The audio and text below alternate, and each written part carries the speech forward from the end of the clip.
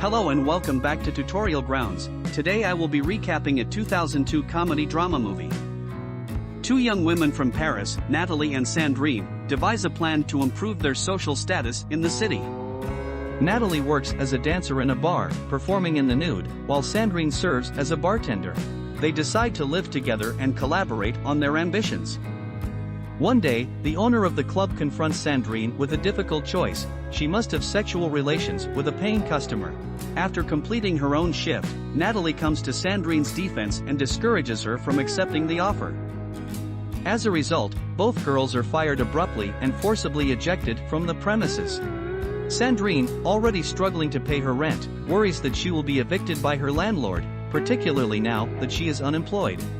However, Natalie offers to let Sandrine stay in her apartment temporarily, demonstrating her willingness to share her living space. During their time together, Sandrine and Natalie develop an unconventional bond of friendship. Natalie, being older, encourages Sandrine to embrace her sexuality in ways that involve engaging in provocative acts. Facing financial hardship, the girls come up with a plan to advance in their careers by utilizing their sex appeal. They secure jobs as secretaries in a banking corporation, aiming to seduce their bosses and gain promotions. Sandrine successfully achieves her goal by becoming the secretary to co-founder Monsieur Delacroix, but there is uncertainty surrounding Natalie's progress and intentions. Christophe, the CEO's son and the prospective successor of the banking corporation, possesses remarkable physical attractiveness, making him the ultimate target for both girls to seduce. Having been involved with numerous women, Christophe is known for his heartlessness and apparent lack of emotions. Despite this, he possesses a captivating ability to seduce any woman and make her fall deeply in love with him. Tragically, his past relationships have often ended in the suicides of his former lovers. Despite receiving a warning from Natalie to steer clear of Christophe, Sandrine remains determined to conquer him. She is undeterred by his dark history and is resolute in her pursuit of him. Over time, Sandrine strategically distances herself from Delacroix by being sexually absent and showing reduced attention towards him. This persuades Delacroix to request Natalie's transfer to his office as an assistant secretary to alleviate Sandrine's workload. Afterward, Christophe takes Natalie and Sandrine to a private restaurant where he unveils a surprising revelation. It turns out that Natalie has been Christophe's secret lover while the girls were employed at the bank. Christophe flaunts his wealth and unveils his plan to marry Sandrine in a formal wedding, aiming to convince his terminally ill father that he is reformed.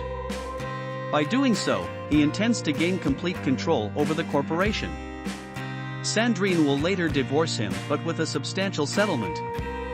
Later on, Sandrine receives an invitation to join Christophe at his chateau for a dinner event, which turns out to involve an incestuous threesome with Christophe and his sister. However, their evening is disrupted when Natalie, still holding on to the belief that Christophe truly loves her, arrives on the scene. Sadly, Christophe rejects Natalie and even throws a stone at her, leading to her descent into madness. The wedding takes place on a later date, and during the wedding night, Sandrine and Christophe stroll through his chateau while an orgy unfolds around them.